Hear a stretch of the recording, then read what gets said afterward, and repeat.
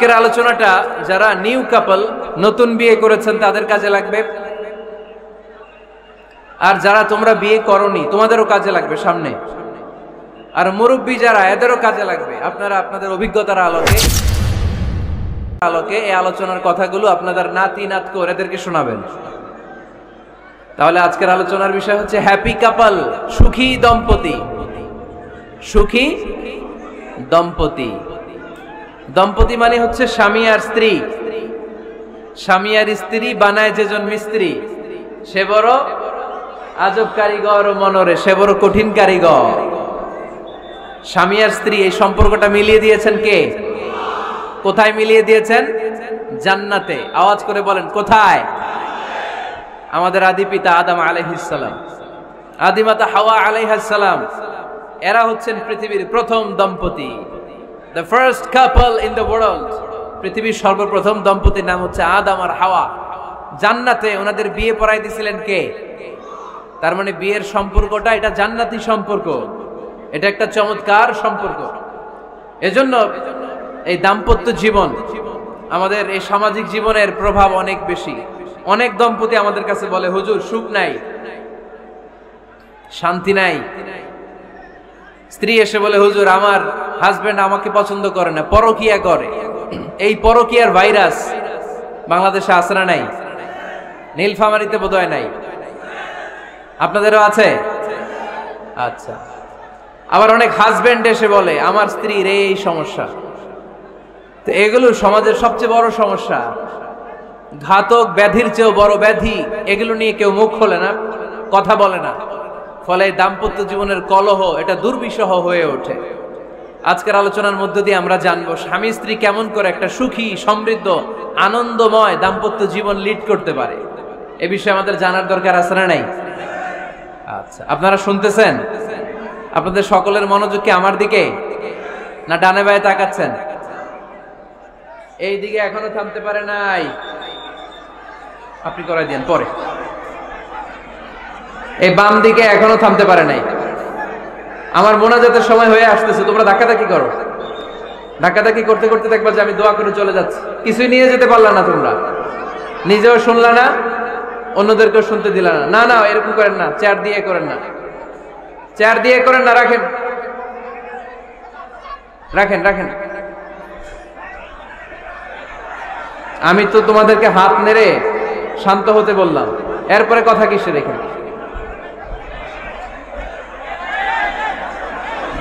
এভাবে আসলে আলোচনা করা যায় না।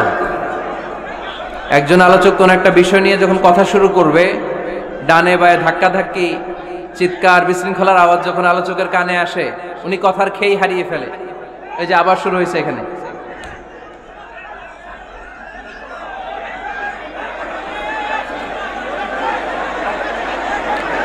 এই যে এখানে 50 জন হবে, আমার দিকে তাকাও। কি এখানে কি তোমাদের সমস্যা কি? এখানে কি জায়গা নাই? তো গো ব্যাক, পেছনে যাও, পেছনে যাও। এই যে এলইডি আছে, ওখানে বসে দেখো। ওখানে তো আমার আরো বড় দেখা যায়, ওখানে যেয়ে দেখো। এইখানে কি? প্রতিটা মাহফিলে এই আমার ডান দিকে, এই বাম দিকে কয়েকশো ছেলে পেলে ধাক্কা ধাক্কি করে শেষ পর্যন্ত বিশৃঙ্খলা। আল্লাহ হায়াতে বাঁচায় রাখলে মার্চের 15 তারিখ পর্যন্ত আমি আলোচনা করব দেশে। আজকের এই ক্যামেরাম্যানদের কথা এটা ছড়ায় যাবে সব কমিটি। এই দুই দিকে ফাঁকা রাখবেন, এইখানে আপনাদের নিরাপত্তা কর্মী রাখবেন, কেউ থাকতে পারবে না এদিকে। সামনে যত দূর বসবে সব সামনে, এই জায়গা আমি ফাঁকা দেখতে চাই। সামনে আমার প্রোগ্রাম যেখানে হবে মেহেরবানি করে এটা আপনারা অ্যারেঞ্জ করবেন, কারণ এদের কারণে পুরো মাহফিল বিশৃঙ্খলা। এই যে এখানে কয়েকশো লোক, এইদিকে কয়েকশো লোক, এরা কিন্তু শান্ত, এরা শান্ত। এই যে লক্ষ লক্ষ লোক জড়ো হয়েছে, এদের টাইমের দাম আছে। কি জবাব দিবা তোমরা আল্লাহর কাছে? কেন বিশৃঙ্খলা করো এখানে? একেবারে চুপ, একেবারে চুপ।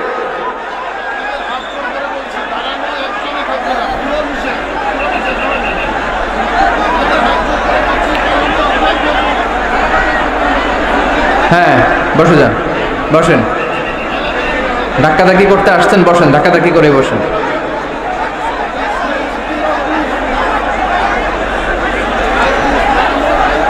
আসো পরে, এগুলো আসো অনেক পরে।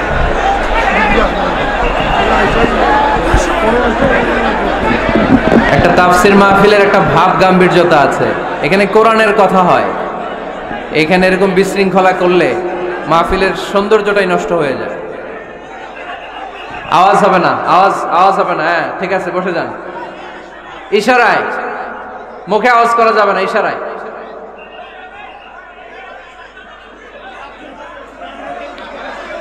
সম্মানিত ভাইয়েরা, আমরা দাম্পত্য জীবনে সুখী হতে চাই কোরআন সুন্নাহর আলোকে। স্বামী স্ত্রীর সম্পর্কটা এটা একটা মধুর সম্পর্ক, ঠিক কি না? স্বামী স্ত্রীর সম্পর্কটা কেমন জানেন? স্বামী স্ত্রীর সম্পর্কটা হচ্ছে হাত আর চোখের মতো। হাত ব্যথা পেলে চোখ দিয়ে পানি ঝরে, আবার চোখ দিয়ে পানি ঝরলে হাত সেই পানি মুছে দেয়, ঠিক কি না? স্বামী আর স্ত্রীর সম্পর্কটা এরকম হবে, হাত আর চোখ। হাত কেটে গেলে চোখ দিয়ে পানি পড়ে, আবার চোখ দিয়ে পানি পড়লে হাতই ওই পানি মুছে দেয়। সম্পর্কটা এরকম থাকার দরকার আছে না নাই? আছে। আল্লাহ তাআলা স্বামী স্ত্রীর সম্পর্ককে কোরআনে পোশাকের সাথে তুলনা করেছেন। ড্রেস, কস্টিউম, পোশাক। আওয়াজ করে বলেন, কিসের সাথে তুলনা করেছেন? পোশাক। কেন পোশাকের সাথে তুলনা করলেন? কারণ পোশাক মানুষের লজ্জাস্থানের হেফাজত করে। ইট কভারস আওয়ার প্রাইভেটস। পোশাক, ড্রেস এন্ড কস্টিউম এটা আমাদের লজ্জাস্থানকে ঢেকে রাখে, আমাদের ঈমান বাঁচায়। তেমনি স্বামী তার স্ত্রীর চরিত্র হেফাজত করে, স্ত্রী তার স্বামীর চরিত্র হেফাজত করে, ঠিক কি না? এজন্য আল্লাহ তাআলা মেটাফরিক্যালি, রূপক ভাবে স্বামী স্ত্রীকে পোশাকের সাথে তুলনা করেছেন। আবার পোশাক পরলে খুব সুন্দর লাগে, ডিজাইন করে, এমব্রয়ডারি করে, বিভিন্ন ডিজাইনের, বিভিন্ন স্টাইলের, বিভিন্ন ফ্যাশনের পোশাক মানুষ পরে। পোশাক পরলে মানুষের শ্রী বর্ধিত হয়, সৌন্দর্য বেড়ে যায়। ঠিক তেমনি নারীর চোখে পুরুষ সুন্দর, পুরুষের চোখে নারী সুন্দর, ঠিক কিনা? পোশাকের 3 নাম্বার কাজ হচ্ছে পোশাক মানুষকে কমফোর্ট দেয়, আরাম। এই যে শীতকালে আপনারা অনেকে ব্লেজার পরে আসছেন, অনেকের গলায় মাফলার, অনেকের গায়ে চাদর, আরাম লাগে না? কথা বলেন না কেন? লাগে। আবার গ্রীষ্মকালে এই মাফলার পরে কেউ বের হয়? চৈত্র মাসে নীলফামারীতে জ্যাকেট পরেন কে কে দেখি? পরেন না। এর কারণ চৈত্র মাসে পাতলা কাপড় পরতে হয়, কটনের, সুতির কাপড়। শীতকালে মোটা কাপড় আরাম লাগে, দেহটাকে প্রশান্ত করে দেয়। আবার গরমকালে সুতির, কটনের পাতলা কাপড় পরলে দেহটারে প্রশান্ত করে দেয়। ঠিক তেমনি স্ত্রী যখন স্বামীর সান্নিধ্য পায়, এই লাইটটা অফ থাকলে ভালো, অফ, এই লাইটটা অফ, পারলে এটা অফ। স্ত্রী যখন স্বামীর সান্নিধ্য পায়, স্ত্রী প্রশান্ত হয়ে যায়। আবার স্বামী যখন স্ত্রীর সংস্পর্শ পায়, স্বামীর অন্তরটারে প্রশান্ত করে দেয় কে? এজন্য আল্লাহ তাআলা নারীকে বলেছেন, নারী তোমরা হচ্ছে পুরুষের পোশাক। আবার পুরুষদেরকে বলেছেন, ও পুরুষরা তোমরা নারীদের পোশাক। পড়েন আল্লাহু আকবার। রব্বুল আলামিন বলেন, উন্না লিবাসুল লাকুম ওয়া আনতুম লিবাসুল লাহুন।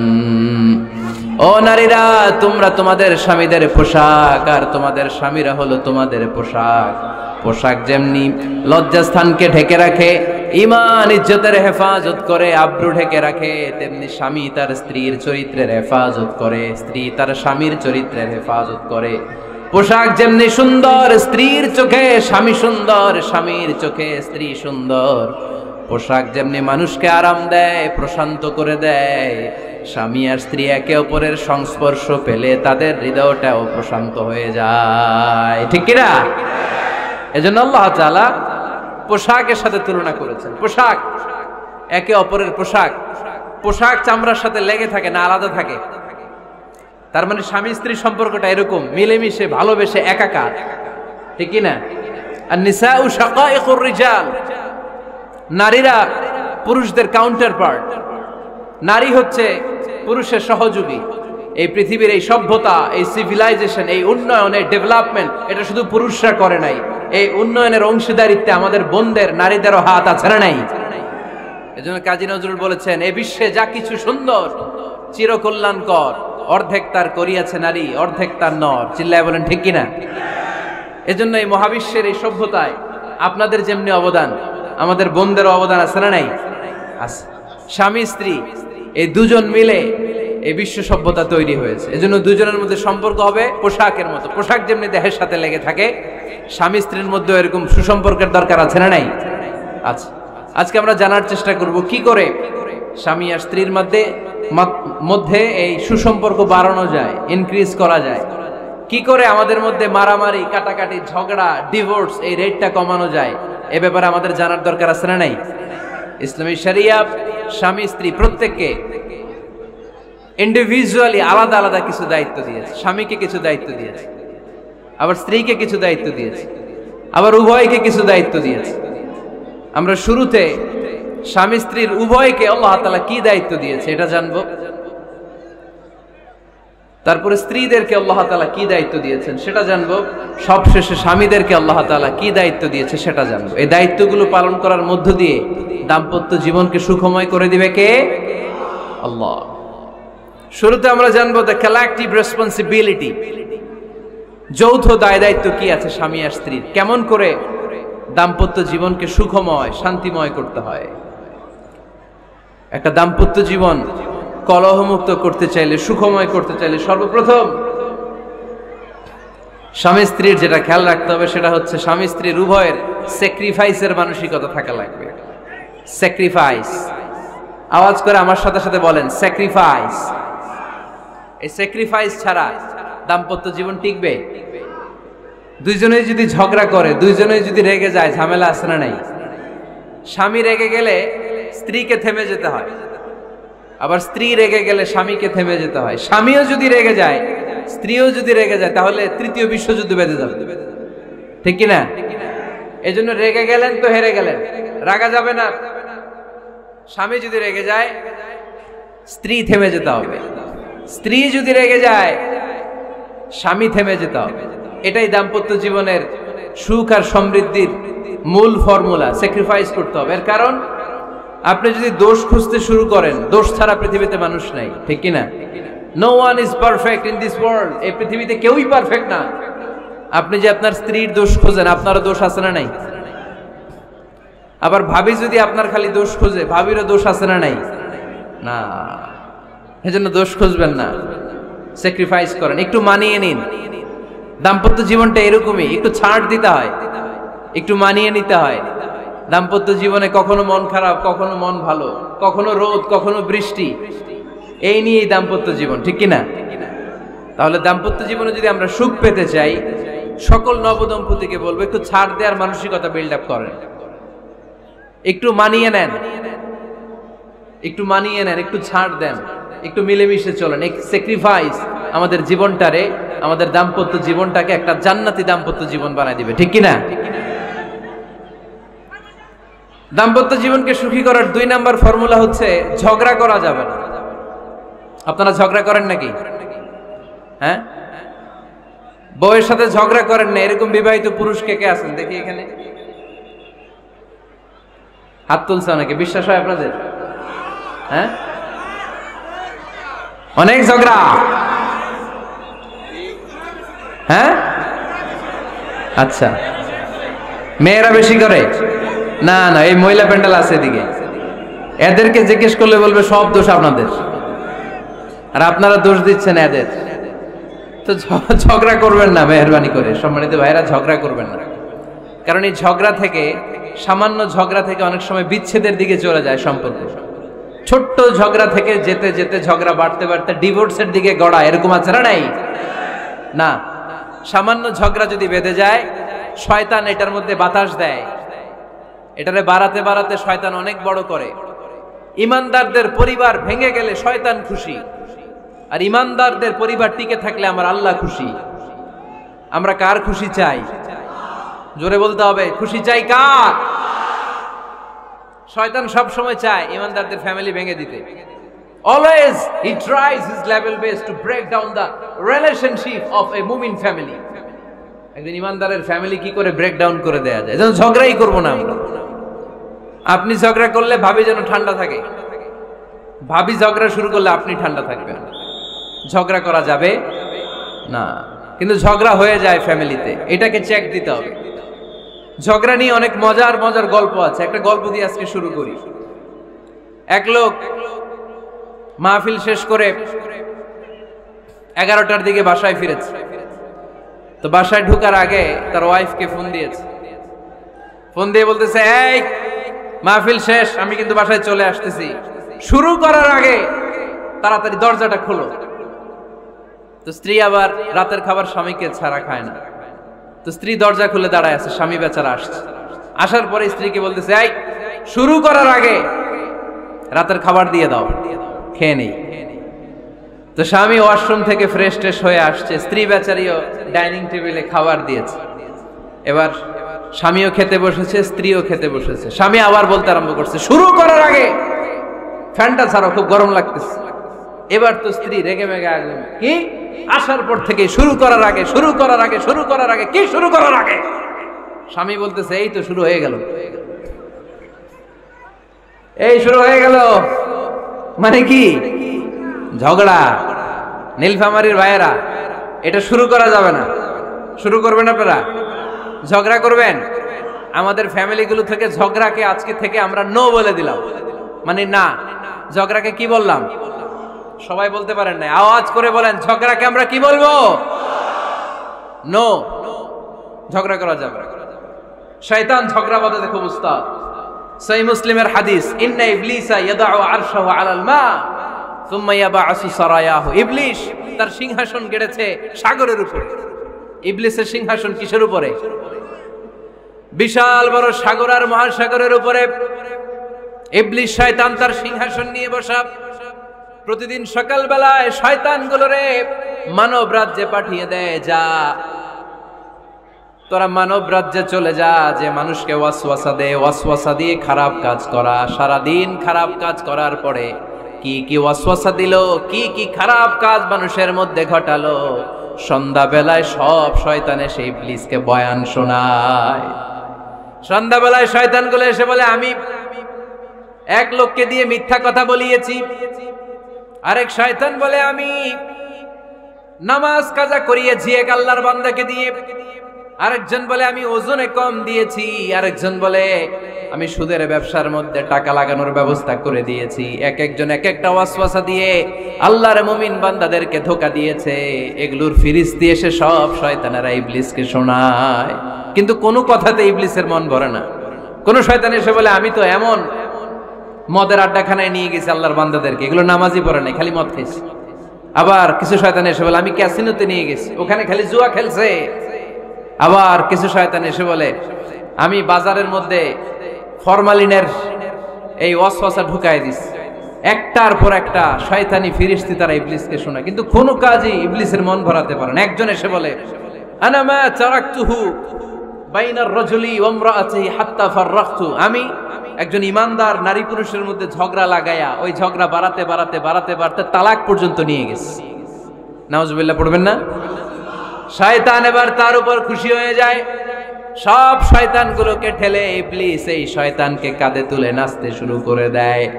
কারণ মুমিন বান্দার সংসার যদি ভেঙে যায় শয়তান খুশি হয়ে যায়, আর মুমিন বান্দার সংসার টিকে থাকলে খুশি হয়ে যায় কে?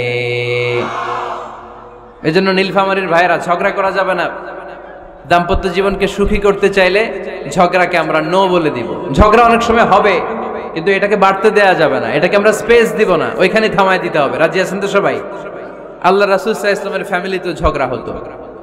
আম্মা জান আয়েশা রাদিয়াল্লাহু তাআলা আনহার সাথে আল্লাহ রাসূল সাল্লাল্লাহু আলাইহি ওয়াসাল্লামের ঝগড়া হতো, হাদিসে পাওয়া যায়। কিন্তু এগুলো ছিল মধুর ঝগড়া, সুন্দর ঝগড়া। সুবহানাল্লাহ পড়েন। আল্লাহর হাবিব বলেন, ইয়া আয়েশা ইন্নী লা আ'লামু ইযা কুনতি আন্নী রাদিয়া ওয়া ইযা কুনতি আলাইয়া গাদবা। ও আয়েশা, তুমি কখন আমার উপর রেগে থাকো সেটাও আমি বুঝি, আবার কখন খুশি থাকো সেটাও বুঝি। আম্মা জান আয়েশা বললেন, ইয়া রাসূলুল্লাহ, ইয়া হাবিবাল্লাহ, কেমন করে আপনি বুঝেন যে আমি আপনার উপর রেগে আছি, আবার কেমন করে আপনি বুঝেন আমি আপনার উপর সন্তুষ্ট আছি? বিশ্বনবী বললেন, আয়েশা, তুমি যখন আমার উপরে খুশি থাকো, আমার উপর যখন তুমি রাজি থাকো, তখন তুমি দোয়ার সময় এইভাবে দোয়া করো, ওয়া রাব্বি মুহাম্মাদ, মুহাম্মাদের রব, আপনি আমাদের সব গুনাহগুলো মাফ করে দেন। আর যখন তুমি আমার উপর রেগে থাকো, তখন তুমি আমার নামটা মুখ দিয়ে উচ্চারণ করো না, ও আয়েশা, তখন তুমি দোয়ার সময় বলতে থাকো, রব্বি ইব্রাহিম, ইব্রাহিমের রব, আপনি আমাদের সব গুনাহগুলো মাফ করে দেন। যখন তুমি খুশি তখন আমার নামটা মুখে নাও, যখন তুমি আমার উপর রেগে থাকো তখন তুমি আমার নামটা মুখে নিতে চাও না। আম্মা জান আয়েশা বললেন, ইয়া রাসূলুল্লাহ, ইয়া হাবিবাল্লাহ, মা আহজুরু ইল্লা ইসমাক, আমি শুধু আমার মুখ থেকে আপনার নামটারে সরায় রাখি, আমার হৃদয় থেকে কোনোদিন আপনারে সরাতে পারি না। মা আহজুরু ইল্লা ইসমাক, নবী হে, আমি তো শুধু মুখ থেকে আপনার নামটারে বাদ দেই, আমার হৃদয় থেকে তো আপনারে বাদ দিতে পারি না। আমার হৃদয় পুরোটা জুড়ে শুধু আপনি আর আপনি। চিল্লায় পড়েন আল্লাহু আকবার। তার মানে আম্মা জান আয়েশাও আল্লাহ রাসূল সাল্লাল্লাহু আলাইহি ওয়াসাল্লামের উপর রেগে থাকতেন মাঝে মাঝে, বিশ্বনবী মাঝে মাঝে রাগ করতেন। একবার খুব বেশি রাগারাগি হয়ে গেল, অনেক ঝগড়া হয়ে গেল। এবার আল্লাহ রাসূল সাল্লাল্লাহু আলাইহি ওয়াসাল্লাম খেয়াল করলেন না, এত ঝগড়া তো করা ঠিক হবে না। তখন আল্লাহর হাবিব সাল্লাল্লাহু আলাইহি ওয়াসাল্লাম বললেন, আয়েশা চলো মিটমাট করি। কি করি? হ্যাঁ, মিউচুয়াল করি না, মিটমাট। এই যে ঝগড়া লাগলে আবার যে মিলায় দেয়, এটা কি বলেন আপনারা নীলফামারীতে? মিটমাট। আল্লাহর হাবিব সাল্লাল্লাহু আলাইহি ওয়াসাল্লাম বললেন, আয়েশা চলো আমরা মিটমাট করি, আমরা আর ঝগড়া না করি। আম্মা জান আয়েশা বললেন, ঠিক আছে চলেন মিটমাট করি। বিশ্বনবী বললেন, ঠিক আছে একজনকে নিয়ে আসি যে দুইজনের মাঝে মিটমাট করাই দিবে। কারে নিয়ে আসবো? ওমরে ফারুককে নিয়ে আসি। আম্মা জান আয়েশা বলে, না, ওমরু গলিদ, ওমরের মেজাজ গরম, আমার ভয় লাগে। সুবহানাল্লাহ পড়বেন না? বিশ্বনবী বললেন, তাহলে তোমার আব্বারে নিয়ে আসি। কই নিয়ে আসেন, আব্বারে খুব ভাল লাগে। বিশ্বনবী বললেন, ঠিক আছে তোমার কথাই রইলো, ওমরকে ডাকবো না, তোমার আব্বা আবু বকরকে নিয়ে আসবো। বিশ্বনবী মিটমাট করার জন্য সাইয়েদনা আবু বকর রাদিয়াল্লাহু তাআলা আনহুকে ডেকে নিয়ে আসলেন। সাইয়েদনা আবু বকর রাদিয়াল্লাহু তাআলা আনহু ঘরে ঢুকলেন। বিশ্বনবী বললেন, আয়েশা, আমার আর তোমার মাঝে কি নিয়ে ঝগড়া হয়েছে? কথাটা কি তুমি বলবা নাকি আমি বলবো? আম্মা জান আয়েশা বলেন, আপনিই বলেন, তবে মিথ্যা বললেন না, যা ঘটছে ওইটাই বললেন। ওয়ালা তাকুলিল্লা হাক্কান, যেটা সত্য ওইটাই বলবেন, অন্য কিছু বলবেন না। আবু বকর রাদিয়াল্লাহু তাআলা আনহু তো শুনে রেগে মেগে আগুন। কি এত বড় সাহস, বিশ্বনবীর সামনে দাঁড়িয়ে তুমি এভাবে কথা বলো? এই আদব শিক্ষা দিয়েছি তোমাকে আমি। রেগে গেলেন। বিশ্বনবী কি সত্য ছাড়া মিথ্যা কিছু বলবেন? রেগে মেগে চিৎকার করে মেয়ের গালের মধ্যে দিলেন এক চপেটাঘা। এক থাপ্পড় খেয়ে আম্মা জান আয়েশা উল্টায় পড়লেন। আবার মারার জন্য সাইয়েদনা আবু বকর রাগে গড়গড় করছিলেন, মেয়েরে আবার মারার জন্য উদ্যত হলেন। বিশ্বনবী অবস্থা ভয়ঙ্কর দেখে সাইয়েদনা আবু বকরের সামনে দুই হাত মেলে এইভাবে দাঁড়িয়ে গেলেন। বিশ্বনবীকে যখন আবু বকর রাদিয়াল্লাহু তাআলা আনহু দাঁড়াতে দেখলেন, সাইয়েদনা আবু বকর মুহূর্তের মধ্যে থেমে গেলেন। সুবহানাল্লাহ পড়েন। সাইয়েদনা আবু বকর রাদিয়াল্লাহু তাআলা আনহু ঘর থেকে বের হয়ে গেলেন। এবার বিশ্বনবী আম্মা জান আয়েশার কাছে যেয়ে বলেন, ও আয়েশা, দেখো আমি তোমারে মাইর থেকে বাঁচাইলাম। আমি না থাকলে তোমার বাবা তোমারে আসে শেষ করে ফেলতো, ঠিক কি না? আমি বাঁচাইছি তোমারে। ইয়া আয়েশা কাইফা রাআইতিনি আনখাসতুকি মিনার রাজুল, দেখছো আয়েশা কেমনে বাঁচাইলাম তোমারে? আজকে আমি না থাকলে এমন পিট্টি দিতে তোমার বাবা, একেবারে খবর হয়ে যায়। আম্মা জান আয়েশা লজ্জায় পড়ে গেলেন, হেসে দিলেন। বিশ্বনবীও হেসে দিলেন। সুবহানাল্লাহ পড়েন। দুইজনের এই হাসির আওয়াজ ঘরের বাইরে থেকে সাইয়েদনা আবু বকর শুনতে পেলেন। উনি শুনে তো অবাক, কিরে এতক্ষণ তৃতীয় বিশ্বযুদ্ধ, এখন আবার হাসে। ঘরে ঢুকলেন। ঘরে ঢুকার পরে আবু বকর রাদিয়াল্লাহু তাআলা আনহু বিশ্বনবীরে বলেন, ইয়া রাসূলুল্লাহ, আশরিকানি ফি সিলমিকুমা কামা আশরাকতুমানি ফি হারবিকুমা। হে আল্লাহর রাসূল, আপনারা দুইজন ঝগড়া লাগলে মিটমাট করার জন্য আমারে যেমনি ডাকেন, আপনারা যখন সুখ আনন্দ আর হাসাহাসিতে ব্যস্ত থাকেন, ওই হাসির সময়গুলোতে শেয়ার করার জন্য তখনও আমার একটু ডাইকেন। পড়েন সুবহানাল্লাহ। ও নবী, শুধু ঝগড়ার সময় ডাইকেন না, শুধু মিলায় দেওয়ার জন্য ডাকবেন না। আপনাদের মধ্যে যখন সুখকর আনন্দময় হাসাহাসির মুহূর্তগুলো কাটে, ওই মুহূর্তগুলোতেও আমাকে এনে আপনারা শেয়ার করে দিয়েন। পড়েন সুবহানাল্লাহ। মুসনাদে আহমদ ইবনে হাম্বলের হাদিস। এই হাদিস প্রমাণ করে আল্লাহ রাসূল সাল্লাল্লাহু আলাইহি ওয়াসাল্লামের ঘরেও ঝগড়া হতো স্ত্রীদের সাথে, তবে মধুর ঝগড়া, শিক্ষণীয় ঝগড়া। আওয়াজ করে বলতে হবে, ঠিক কি না? এজন্য ঝগড়া হবে, কিন্তু ঝগড়াকে বাড়তে দেয়া যাবে। তাহলে দাম্পত্য জীবন সুখময় করতে চাইলে 1 নম্বরে স্যাক্রিফাইস, 2 নম্বরে ঝগড়াকে আমরা কি বলে দিছি আজকে? ভুলে গেছি। ঝগড়াকে কি বলবো? নো। তাসলিমা নামে একটি মেয়ে হারিয়ে গেছে। ওসি সাহেব বলেছেন পিছনে পুলিশের কাছে যদি পাঠিয়ে দিতে পারেন ভালো হয়। ছোট্ট মেয়ে দেখলে জিজ্ঞেস করবেন তোমার নাম কি, যদি বলে তাসলিমা, 6 বছর বয়স ওকে পাঠাই দিবেন। 3 নাম্বার, দাম্পত্য জীবন সুখময় করতে চাইলে দাম্পত্য জীবনের কোনো গোপন কথা কারোর সাথে শেয়ার করা যাবে না। এটা কবিরা কেউ না, এটাকে হারাম বলে ঘোষণা দিয়েছে কে? এটাকে বিষ্ণু বলেছেন আযমুল আমানা। স্বামী স্ত্রীর মধ্যে যে অন্তরঙ্গ মুহূর্ত কাটে, এই মুহূর্তগুলোর কথা কারোর সাথে শেয়ার করা যাবে? নীলফামারীর যুবক ভাইরা চিল্লায় বলে, এগুলো শেয়ার করা যাবে? বিষ্ণু বললেন খবরদার, এটা আযমুল আমানা। স্বামীর সবকিছু স্ত্রীর কাছে আমানত, স্ত্রীর সবকিছু স্বামীর কাছে আমানত। আবার বিষ্ণু বলেছেন, যারা স্বামী স্ত্রীর গোপন দাম্পত্য জীবনের কথা অন্যের কাছে শেয়ার করে দেয়, তারা হলো আশারুন নাস, পৃথিবীর মধ্যে সবচাইতে নিকৃষ্ট মানুষ। এরা নিকৃষ্ট, এদের চাইতে নিকৃষ্ট আর কেউ হতে পারে না। উলাইকা কাল আনআম বাল হুম আদাল। এরা পশুর চাইতেও নিকৃষ্ট, যারা স্বামী স্ত্রীর প্রাইভেট কথা, পার্সোনাল কথা মানুষের কাছে বলে বেড়ায়। আসিবাউ হারাম, এই গোপনীয় সব কথাগুলোকে অন্যের কাছে প্রকাশ করা হারাম করেছে কে? চিল্লায় বলতে হবে কে? তাহলে খবরদার, নিজেদের দাম্পত্য জীবনের কোনো কিছু অন্যের সাথে শেয়ার করবেন না। আমাদের বোনরা অনেক সময় একসাথে বসলে পেটের কথা, পিঠের কথা সব বলে ফেলায়, আছে না নাই?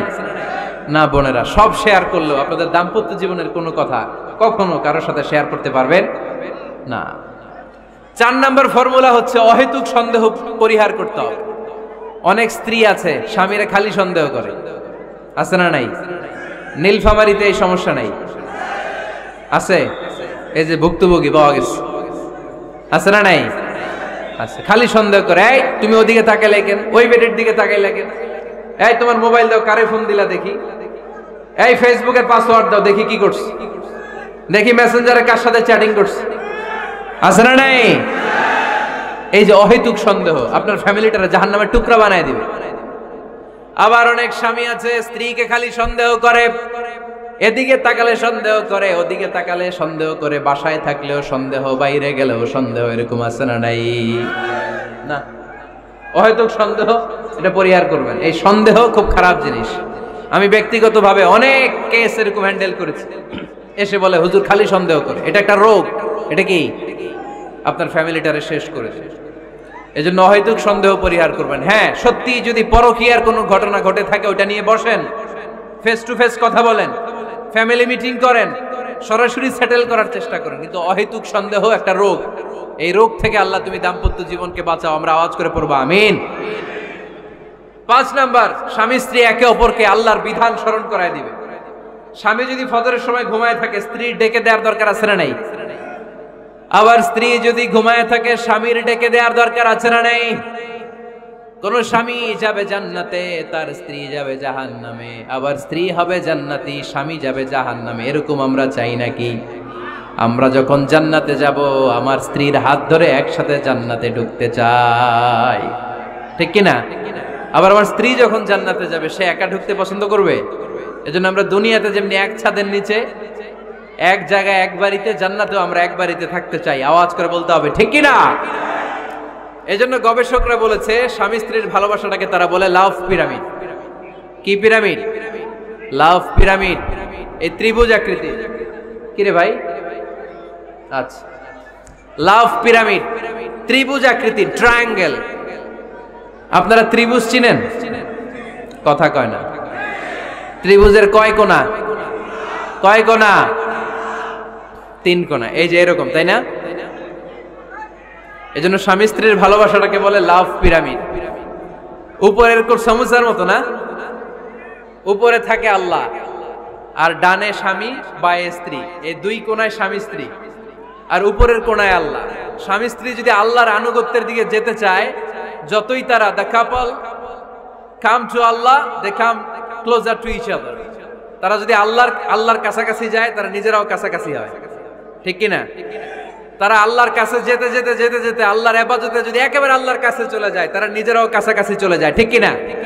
আর তারা আল্লাহর আনুগত্য থেকে যত দূরে সরে, তারা নিজেরাও নিজেদের থেকে তত দূরে সরে পড়ে। চিল্লায় বলেন ঠিক কিনা?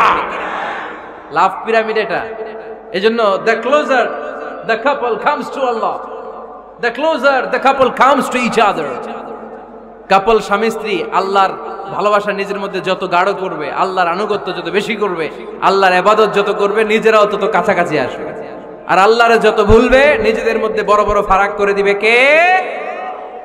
তাহলে এই পাঁচটা বিষয় স্বামী স্ত্রীর উভয়ের উপর বর্তায়। এগুলো মেনে চললে দাম্পত্য জীবনকে সুখময় করে দিবে কে? আল্লাহ। এবার আমরা শুনবো আমাদের বোনদেরকে, যে ডান দিকে আমি শুনলাম আমাদের বোনদের বিশাল প্যান্ডেল আছে না নাই? আচ্ছা, আজকে বোনদের দিয়ে শুরু করি।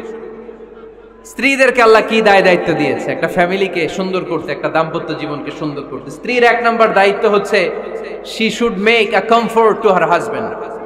স্ত্রীর উচিত স্বামীর জন্য ঘরটাকে প্রশান্তির নীর বানিয়ে রাখা। কি বানিয়ে রাখা? প্রশান্তির নীর। স্ত্রী হওয়া উচিত এমন যাকে দেখলে স্বামীর চোখ জুড়ায়, স্বামীর প্রাণ জুড়িয়ে যায়, স্বামীর হৃদয়টা ঠান্ডা হয়ে যায়, ঠিক কিনা? আর স্ত্রীর দিকে তাকালে যদি মেজাজ গরম হয়ে যায়, মেজাজ খিটখিটে হয়ে যায়, ঝামেলা আছে না নাই? ঝামেলা আছে। এজন্য মেহেরবানি করে আমাদের বোনরা যারা এমন কোনো কাজ করবেন না যেটা স্বামীর মেজাজকে খিটখিটে করে দেয়, কারণ আল্লাহ তাআলা আপনাদেরকে তৈরি করেছে লিতাসকুনু ইলাইহা, স্বামী আপনার কাছে গেলেই যেন তার হৃদয়টা প্রশান্ত হয়ে যায়, ঠিক কিনা? অনেক স্ত্রী আছে না জেনে না বুঝে স্বামীর সাথে এমন খিটখিটে মেজাজ দেখায় যেটা স্বামীর জন্য মেনে নেওয়া কষ্টকর।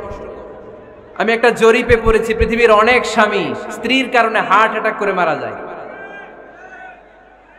আছে না নাই? এই তো ভুক্তভোগী পাওয়া গেছে। স্বামীর জন্য একটা ত্রাস হয়ে দাঁড়ায় স্ত্রী, ত্রাস। অনেক স্বামী আছে স্ত্রীর এরকম আচরণের কারণে, অতিরিক্ত প্রেসার ক্রিয়েট করার কারণে স্ত্রীদেরকে ভয় পায়। অবশ্য নীলফামারীর কোন স্বামী তার স্ত্রীরে ভয় পায় না। ভয় পায়? স্ত্রীরে ভয় পান কে কে দেখি?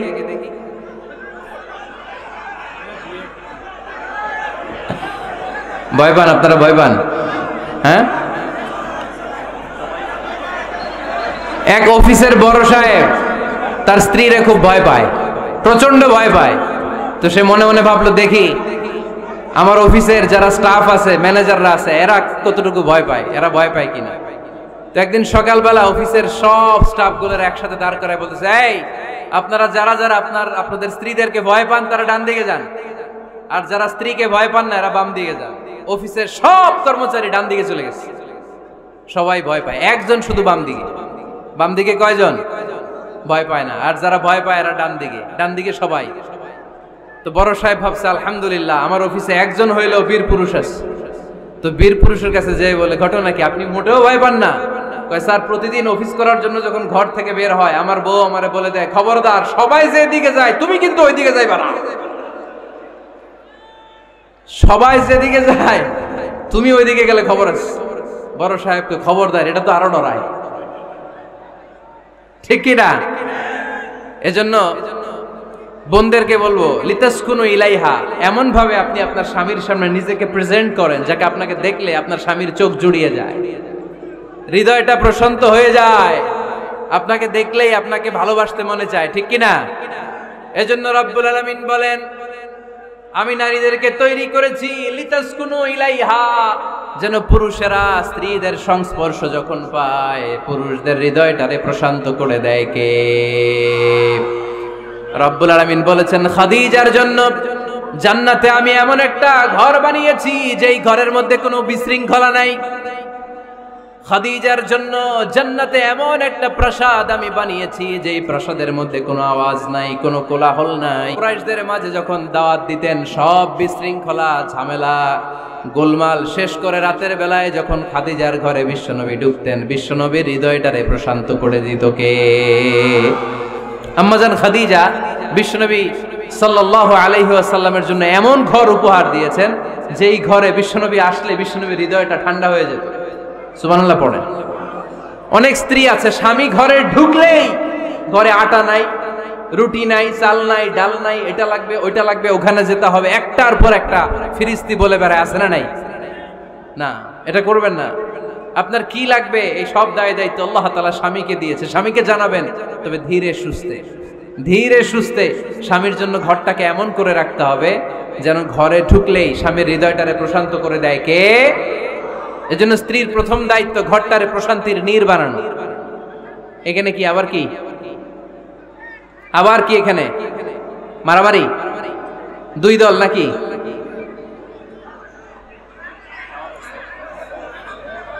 আপনাদের মনোযোগ আছে না গেছে? কষ্ট হচ্ছে? হ্যাঁ, অনেক রাত হয়ে গেছে তো, প্রায় 10:30। হ্যাঁ, তাকবীর পড়েন, লিল্লাহে তাকবীর।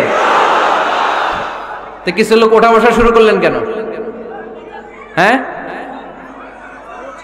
1 নাম্বার, 2 নাম্বার, 3 নাম্বার নাই তো আবার?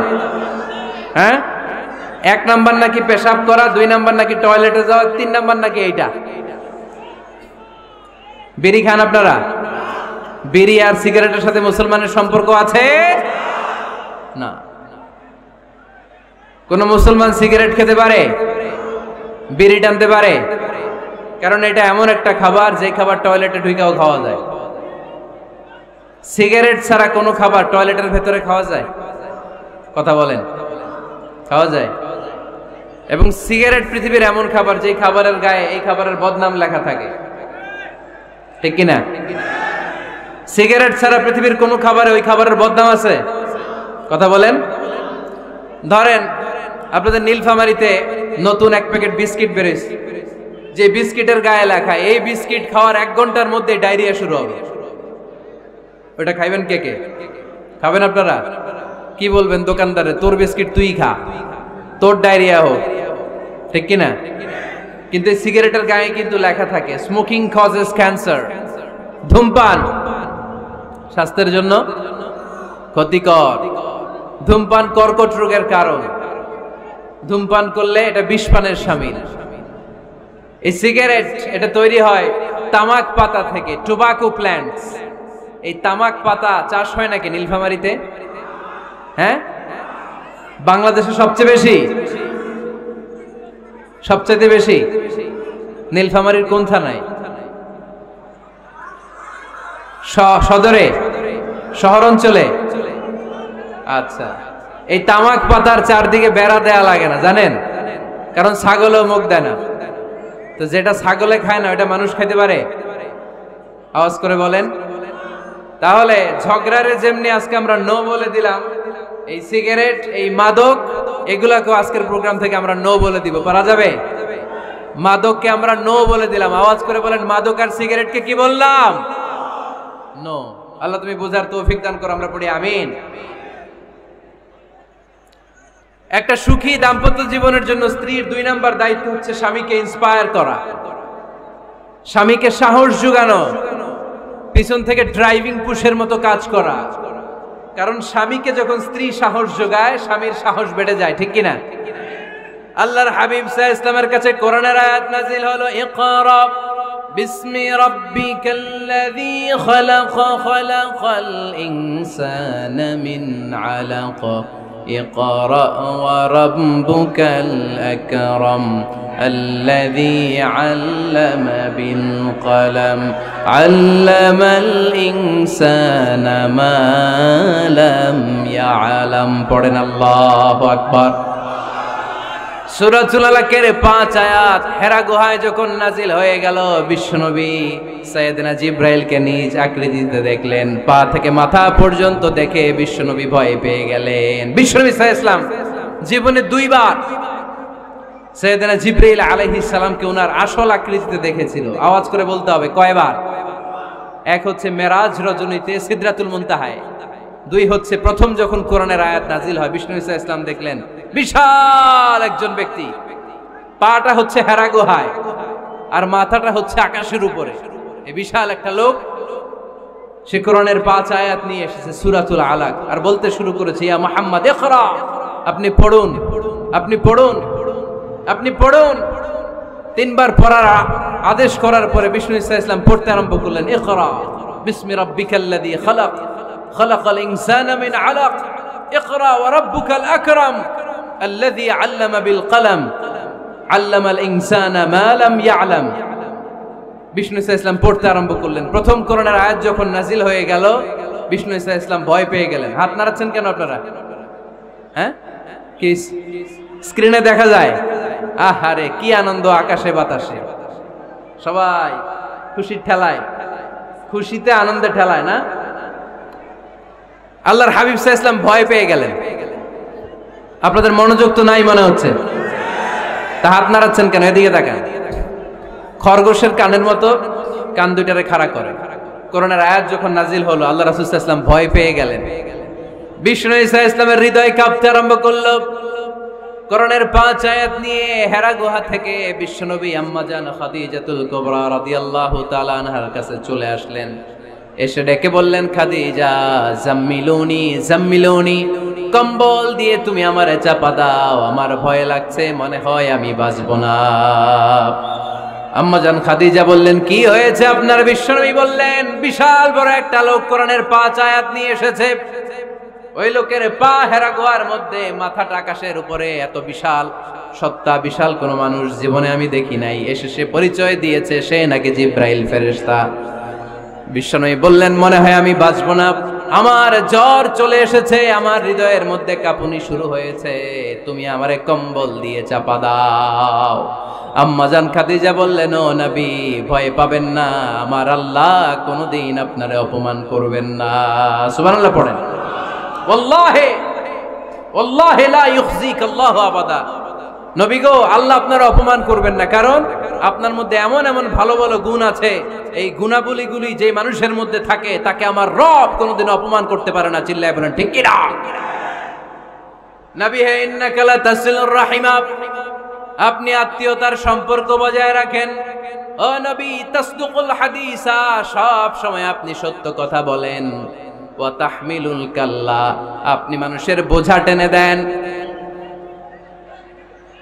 ওয়া তাকসিবুল মা'দুমা, যার উপার্জন করার কেউ নাই, নিজে গায়ে খেটে আপনি তারে উপার্জন করে দেন। ওয়া তুআইনু আলা নাওয়াইবিল হক, সত্য যেখানে বিপন্ন সেখানে আপনি সাহসী সৈনিকের মতো দাঁড়িয়ে যান। সুবহানাল্লাহ।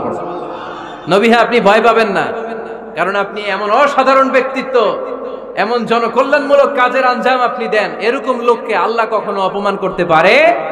আপনি চালিয়ে যান, আপনাকে থামানোর মতো অপশক্তি গোটা বিশ্বে দ্বিতীয়টা নাই। চিল্লায় বলেন ঠিক কি না? বিশ্বনবীকে সাহস জুগিয়েছেন, এরকম সাহস জোগানোর মতো স্ত্রী আমাদের দরকার আছে না নাই?